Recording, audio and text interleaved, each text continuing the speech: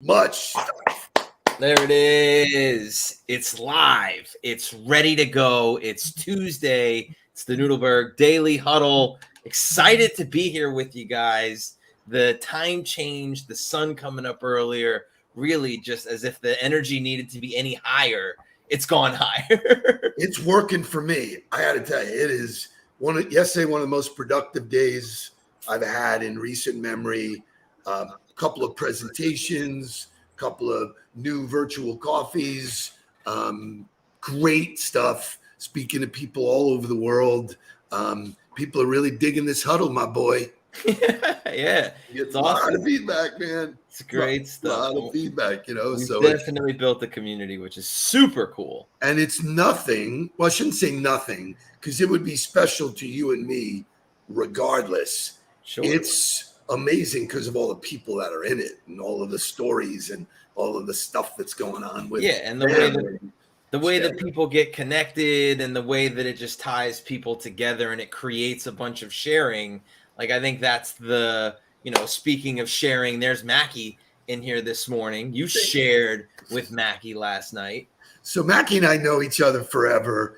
I think he's one of the coolest, nicest, just a great dude. Guy. He's just a great guy. You know, and when you say that with meaning, and he does a class at the University of Miami. He has made my book. Oh, by the way, Mark, did you know Here we go. I wrote a book. The book is called Confessions of a Serial Salesman. They actually made it part of the curriculum, which I could not be prouder of. And I, pre-pandemic, would actually go down to Miami and do it in person with the class. Yeah. You know, obviously pandemic stopped that. So last night we went virtual. Shay, show me virtual. The future is bright because the questions that this particular group asked me were amazing. They were absolutely fantastic. Just great stuff. Oh, look at this. Yeah. Will Stamer is one of those. Oh, I love it. Look at it. So anyway, so I had a great time. It was totally fun. Will wanted that extra credit, I tell you. Right. Yeah, so share, because you shared the questions with me. I thought they were fantastic and the answers were great. Share what they asked. So I always do like a little bit of backstory on how I came up with the rules, kind of makes it, a little bit more personal to them. Look at Will, man, jamming in here. I love it. So we open it up to question and answer, and usually just like any other question and answer, slow to start. But somebody named Angel, she blasts a question at me, and she said, "Which one of the rules is the hardest to continue to do?" Stunner. I was like, holy shit. I was like, and I had to really think about it. And the answer to that was listen up. Listening is a very difficult skill. It has, it is something that you got to pay attention to because we're programmed to think of what we're going to say. When you said that to me this morning, I was like, that's the self-awareness that we talk about with other people. You're self-aware to know that you're 60 years old and that there are patterns and pattern recognitions that happen in your brain, and having the discipline to not let your brain do that and go to autopilot or go to auto response and actually stay disciplined to the listening and going through the journey without the pattern recognition. I was like, kudos to you this morning, sir, for saying that. So even further to the point, I said to them, the word listen, if you scramble it, has the same letters as the word silent. So I said to them, here's the lesson. Here's the takeaway. Here's the coaching moment. If you're in a conversation and you're the only one talking, you're losing. Yeah. It's a fight. You're losing. Just shut up. Yeah, correct. Just shut up and let people talk. So then the classic was they had somebody come in and talk about building the perfect elevator pitch. So Mackie tees me up and I go, dude, I am going to absolutely shit all over the person that came in there. I go, when you pitch, I ditch, man. I don't want to hear any pitching. I don't want to be in an elevator with you anyway, So really, really fun stuff. I would be remiss if I did not shout out our boy Chris White. Woo, woo, promotion. Oh, congratulations, Chris. Shay, can I get a little celebration music? Do we have something there that works? Let's see. Give me a bang. Give me a bang. Bang works. Let's do this. Let's do this. You go find yourself standing in the Hall of Fame. Yeah. And the world's gonna know your name. Yeah. So I am super proud of him. Mary Beth, that whole team is kicking ass. So congratulations to all you guys. Really awesome stuff. Let's go to some more music. Let's go to wake up music, and then we'll come back and we'll dive into the content. Wake up, everybody! Get up! Get up! Get up! Get up! Wake up! Come on! Come on! Wake up, everybody!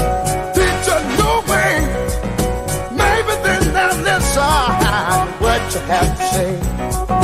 Wake up, everybody. No more sleeping in bed. No more about to thinking, time for thinking ahead. Come on now.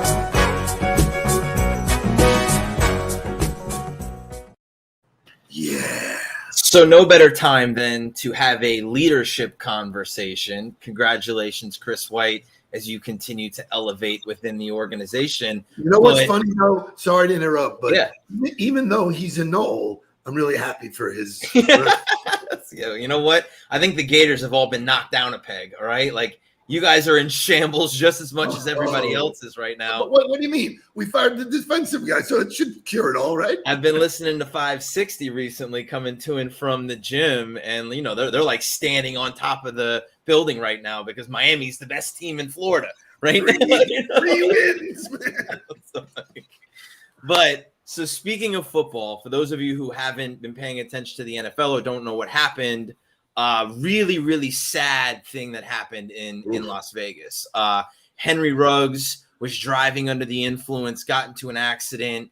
The other person that was in the car ended up passing away. Really tragic incident to the team of the Raiders, to Henry Ruggs and what's going to go on with his life. But David Carr stepped up to the mic following the incident and gave a masterclass on how to be an empathetic leader, how to be a great leader, how to handle adversity and be the same person in good or bad. Shay, show me David Carr.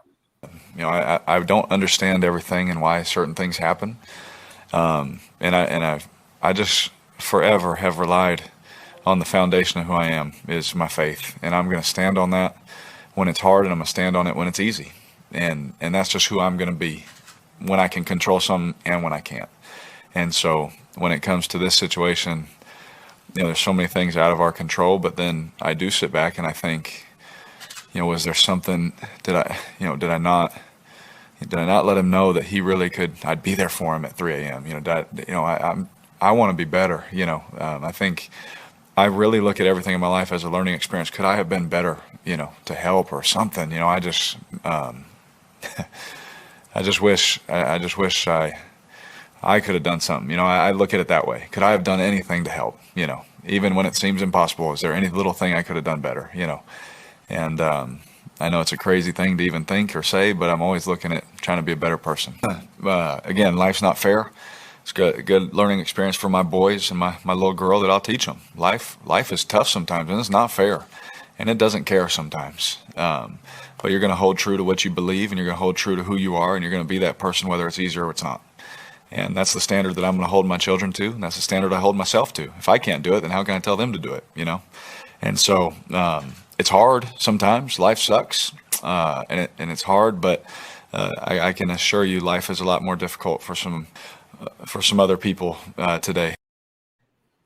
So much to unpack there, but the fact that he started with, I'm going to look at myself, and whether I can control it or I can't control it, I'm going to take ownership of the fact that what could I have done differently?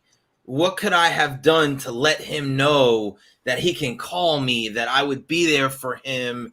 That's a really hard thing to do. And a guy who has absolutely no issue letting you know how he goes about doing it. So I didn't hear the quote that's in the notes in that. So forgive me if I just missed it, but he said, I'll always be there for him. He needs somebody to love him, man. The whole world is against him right now. He knows he made a mess of things. Who's driving 156 miles ever, let alone, blasted, let alone one of his college teammates got killed in a car accident. This is the stuff that happens. And he said, I will prove that over the course of time. I'll be there for him. He needs somebody, so I'll just be there for him. He needs people to love him right now. He's probably feeling a certain type of way about himself. He needs to be loved because that guy's destroyed. His life is destroyed. Everything around him is destroyed. It's awful.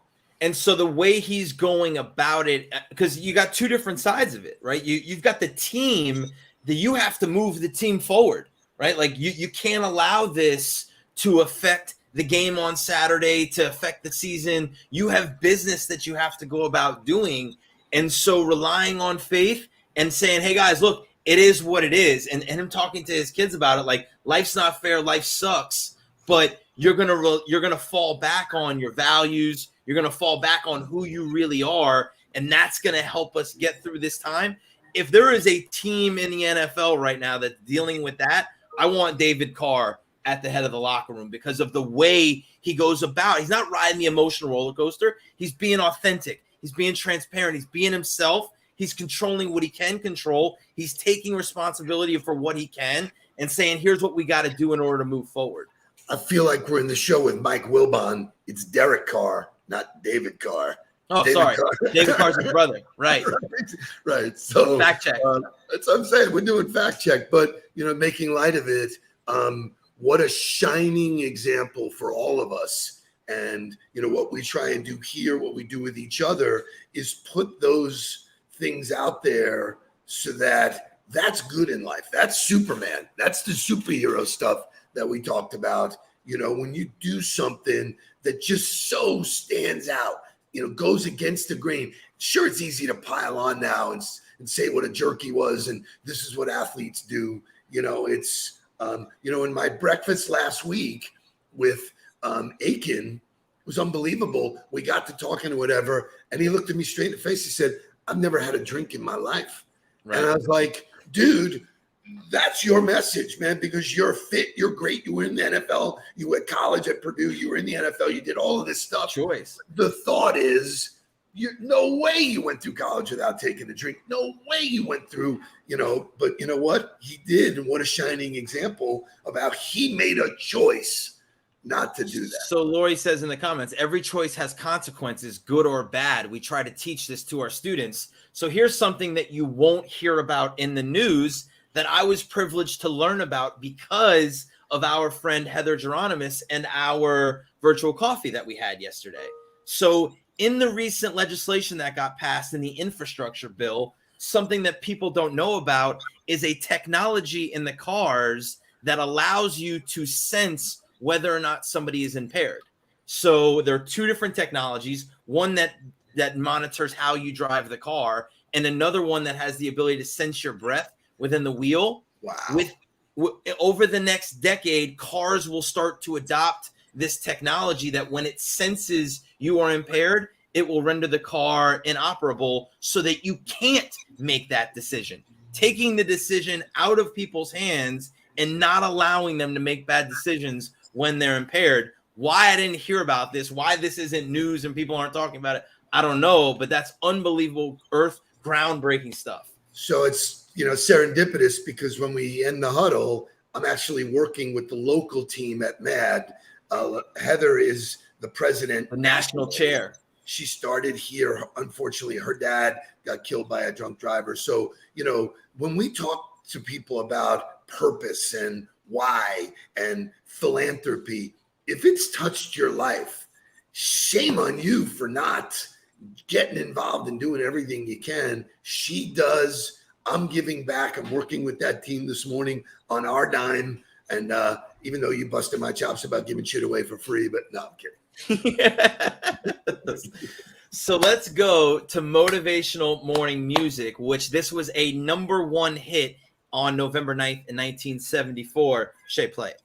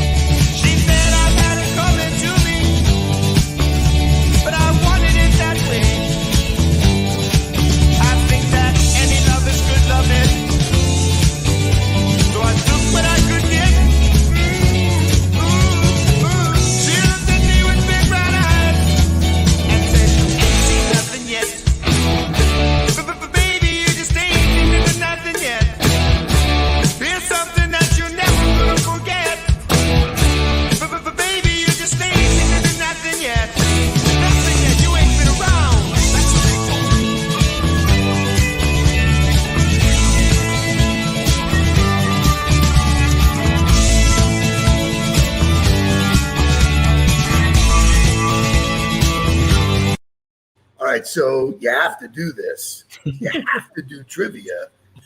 What's the group?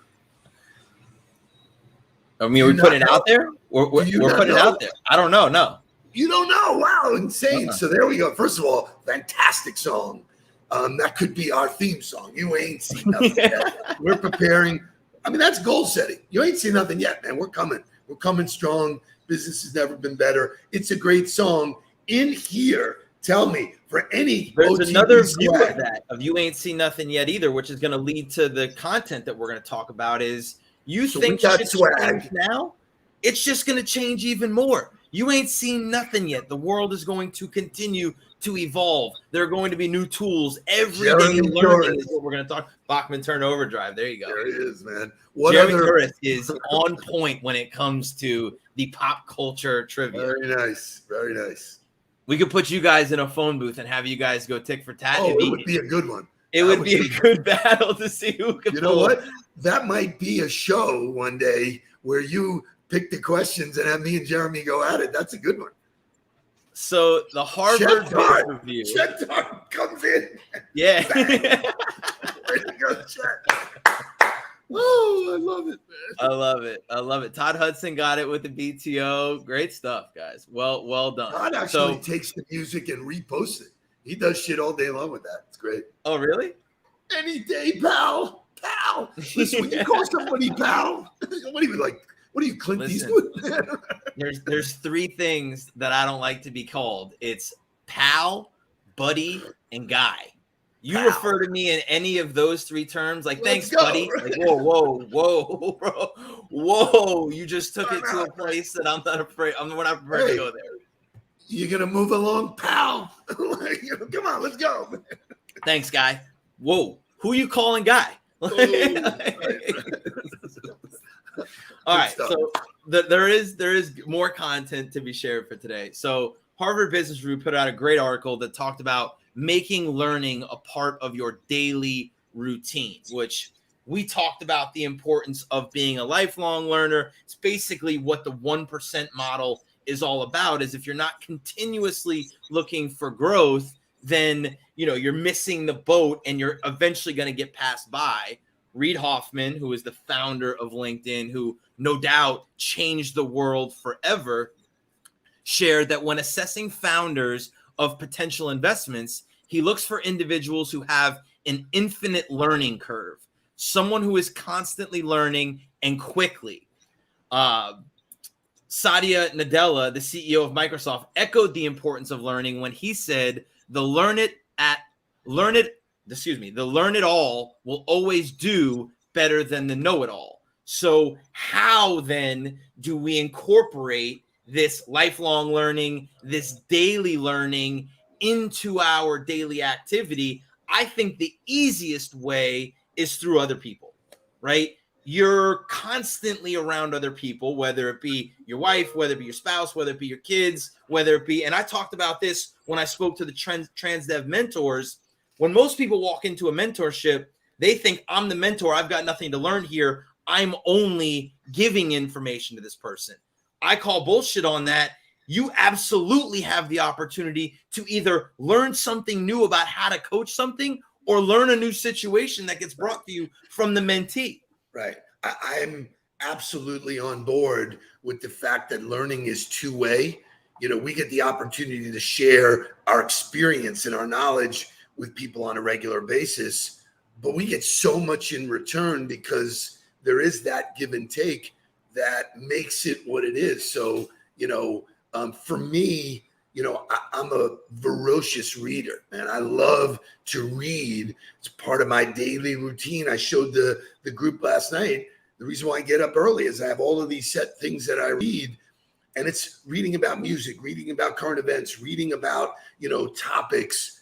People who are stuck are not learning. They're, you know, to think that they're living like it was is ridiculous. And I see this all over LinkedIn about people cold calling.